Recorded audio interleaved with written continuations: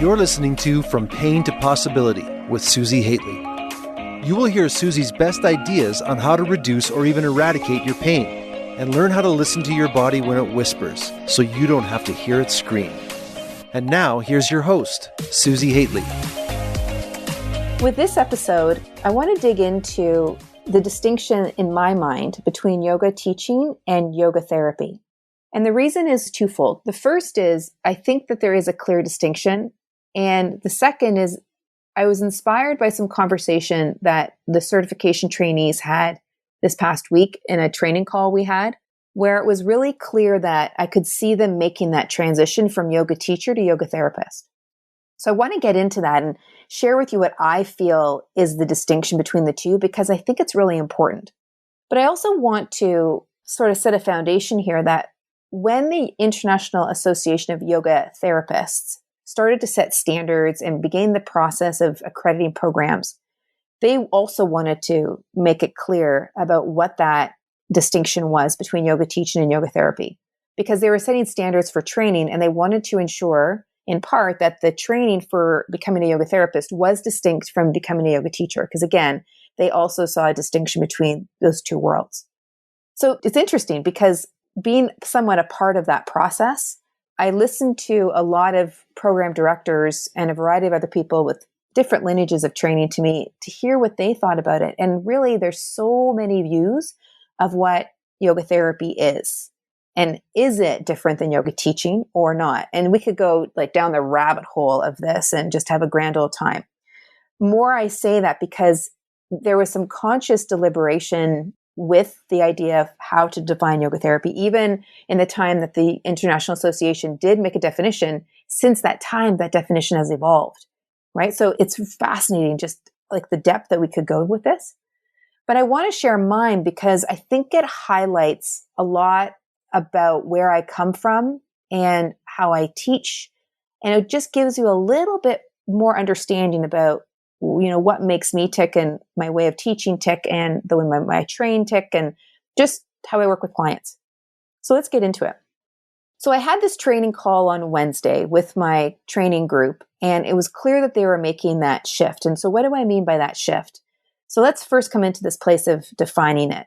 When I look at yoga teaching that's done out there in the world, and I go to many different classes over the time, and I go to some online classes now, being that it's the pandemic time. So I experience yoga teaching in a variety of different forms.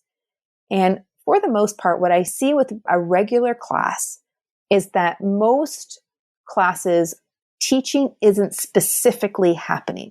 It's more of an instruction or a leading.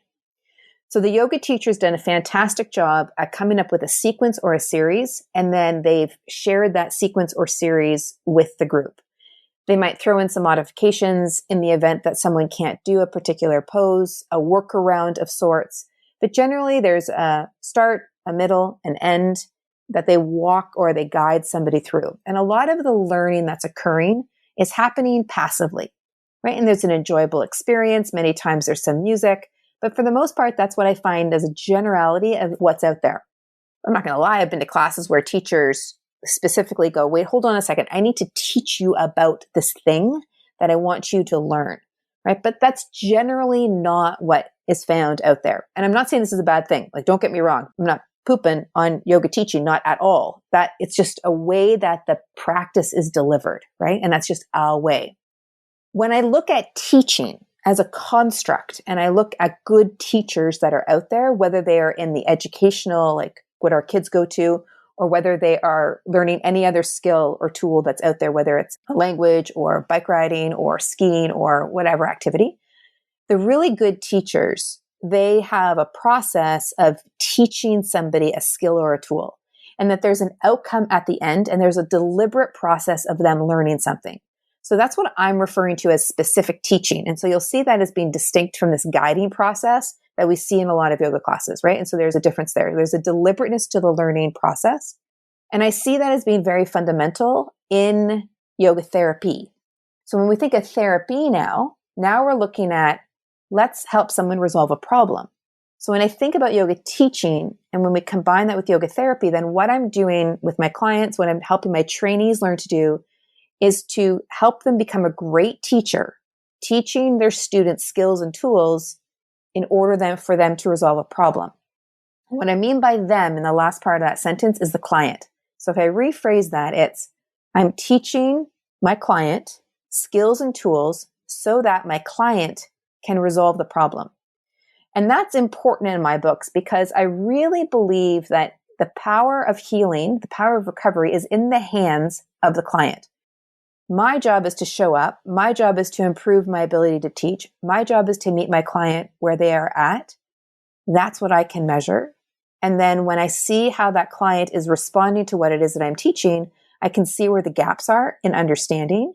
And then I can either pull in other resources or I can reframe what I'm teaching. But I see the gaps and I can figure out how I can support the person to get from point A to point B. How they can fill that gap. Yeah. So there's this collaboration between student and teacher, client and teacher. And there's an understanding that we're in it together, that there's this relationship and that we are helping the client resolve their problem. So there's a transition really that I find with yoga instructors and yoga professionals who come into my training programs and they are moving through this process of becoming a yoga therapist. And I want to share one example that a trainee actually shared after our call. And I thought this was really interesting. And this is from Tiffany. It was interesting to hear Susi reiterate that we are letting go of being yoga teachers to become yoga therapists. We'll no longer lead, coach, teach sequences, etc. to our clients. Instead, we'll teach our people about their bodies and how they move. We will help them learn how to resolve their problems and their patterns. I have this picture in my mind of us stepping out of our old roles and stepping into our new ones that we are in the process of creating. Up until this point, and I think this is really important, up until this point, I thought of yoga therapy as an add-on or an expansion of my teaching yoga. I hadn't thought of it as this shedding off of one role as I step into this other. Now, it doesn't mean I can't teach a regular yoga class. I will, but I won't ever teach it the same again. I look at bodies so differently now. As I go back to teach in-person group classes soon, I'm very curious to see how that will affect my teaching and cueing as I see the bodies of my students once again, right? And this just sums it up so well, right?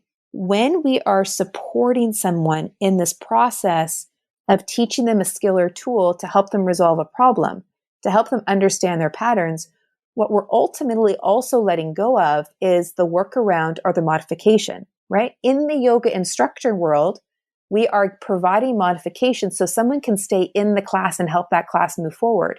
But at some point, we've got to say no to the workaround. If we really want to help someone to progress, it isn't about the workaround. It's about helping someone shift the neuromuscular patterning, the coordinating or the motor control or coordination patterning that's going on between their brain and their tissue. And when we can help them do that, what I have found consistently over time, it's that patterning when that's changed that can make huge shifts in one's own awareness and attention of themselves, and in turn, how they absorb and dissipate force through their body, and then in turn, how they experience their symptoms, right? Because they're bringing their awareness and attention back to themselves in a very, very deliberate, in a very thought-provoking, clear way of how their body is contributing to the scenario that they're experiencing, how their brain or their thought patterns or their mindset is contributing to the way that they're moving, the way that they're feeling, the way that they're bracing, the way that they're splinting, the way that they're gripping. So there's this awareness piece that we're really helping our client grow. So here's what's really interesting about this process is that to do this process, we really need to feel, right? Because what we're asking ourselves to do as yoga therapists, in my mind, is to pay attention to some of these subtleties that our student might not be aware of, that our client might not be aware of, right? Because we can't resolve anything that's out of our awareness. And as a professional, I can say to someone, things that I see. And I actually had this experience when I led a workshop at a yoga conference in Toronto one year, where the person in the room, she said, I am at this conference because I want to figure out my downward dog. Everyone's telling me how I'm so out of alignment in it. And I can't feel it. And she went into her downward dog and it was remarkable how off her shoulders were. And I said, you can't feel that. And she said, no. And I'm like, well, that's interesting. And so then we went through a series of movements. I helped her improve some movement patterns just with some other small movements that I have. And then she went back into dog and she goes, oh, I can feel this now. Right? It's a great example that we as teachers, that we can tell our students what they're not aware of. But if we're not actually giving them the skills and the tools so that they can feel it for themselves, they're not going to resolve it. So our skill level in part has so much to do with our ability to see and perceive the subtleties in somebody else. And here's what's really interesting about that process. For us to be able to perceive those subtleties in somebody else, guess what we need to do? Yeah, we need to feel it in ourselves. We need to feel that subtlety in ourselves. And when we can feel that subtlety in ourselves, that which is subtle in somebody else becomes so blatantly obvious, right? Our ability to see just accentuates and is so highlighted, it just magnifies in like 3D in some cases. Like it's so apparently obvious. And then when we can see that, we can then guide our client's eye or choose movements or nidras or other technologies that we have in the yoga practice. We can use those techniques and technologies to really support someone to elevate their awareness of themselves so that then they can actually feel what's going on and then they can intervene in a way that actually solves their problem, right? So the idea here is that we are wanting to resolve a problem. So how do we bring someone's awareness to this process of helping someone resolve a problem? So one thing I'm hoping that as I'm sharing this is that some of you who are yoga professionals and you've never quite felt totally at ease with it, or maybe having an inner resistance to being a yoga teacher, that now you might see why. Because maybe the instruction part or the sequence development wasn't really your wheelhouse or didn't really resonate with you, that you actually wanted to be doing a whole lot more, right? And how to meet a person that much more clearly and cleanly so that when you look out into the room and you see people doing their downward dogs, it's just not like right. And you can't seem to get to all of the people out there with your cueing. And it's like, but they're not changing what's going on. And where I have heard some yoga teachers just kind of shrug their shoulder and say, well, that's what people do. You are someone who's been like, no, there's something not quite right there. What can I do to help these people? So for you, you might be actually someone who's like, wait a second, this is making sense. I know what it's that I need to do. It's not just about a sequence. It's not just about universal set of cueing. It's actually, I really want to meet someone where they're at and really support where that person is and support them in moving forward. Which leads to another point, which I think is really important, is this idea that I like to talk about around power over versus power with. To me, when we're in a teaching relationship, there's a coming together of two parties when there's two of us. And that the person coming through has all this experience and understanding about who they are and what they know. And then the teacher has all this experience of their knowledge base. And that we bring those two together. And that's a level playing field. And together, yeah, it's a coming together like a double helix. And I've got this model called the healing helix, which really is a teaching model of there being a client and a teacher, and together they're helping to resolve a problem, right? And that gives space for the client to take ownership of their own process of learning, their own process of healing. So as the teacher, it becomes so apparent and so necessary to meet the person where they're at. And you might find that when you're working with someone, that the client is doing something that you don't, in your own mind, approve of. You want to lead them to the right answer. You want to lead them to the place where you think they should go. But really, it's about leading them into their own specific choice. It's about showing them the options and then allowing them to choose. So it becomes really interesting. And this comes out of an aha or insight that Rachel had on Wednesday during the training, which she said, I butt up against a personal paradox. I don't want to control others, but I do want to be in control. Right. And so it starts to be interesting when we look at this idea of control inside of this construct of teaching. Right. And then we can actually meet people. This is the last part of our aha, which is we can actually meet people where they are at without necessarily agreeing with it. Right. We as the professional get to be who we are. teaching in a way that is authentic and honors the client and where they're at, because ultimately we're teaching them skills and tools for them, for the client to resolve where they're at. And the process that the client goes through is the process that the client goes through. And we don't have control over that. That's their process. That's their journey. Our job is to show up as a teacher. Our job is to show up as ourselves. Our job is to meet them where they're at. Our job is to notice where the gaps are. Our job is to provide them skills and tools to help them move forward for where they want to go, right? It becomes so amazing when we look at this idea of yoga as an opportunity to help someone resolve their problems. And we, as the yoga professional, are teaching them the skills and tools to do just that.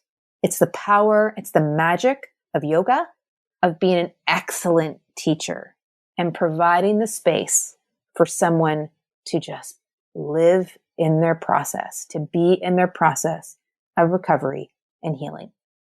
Now, if this has inspired you, if you're a yoga professional and you're thinking, yes, this is what yoga therapy is about for me, this idea of thinking about it in this way really resonates, then you are going to love the upcoming program, Revealing Human Potential. We're running it this summer. We're just starting to launch registration. Email us at health@functionalsynergy.com to be put on the priority list. And we will email you and connect with you about what the program is about and how to really support yourself in moving forward and supporting your students and your clients in their recovery and their healing process, enabling you to be in that space where you can teach them effectively, meet them where they're at, show them the skills and tools for their own recovery and healing. I would love and be honored to teach you.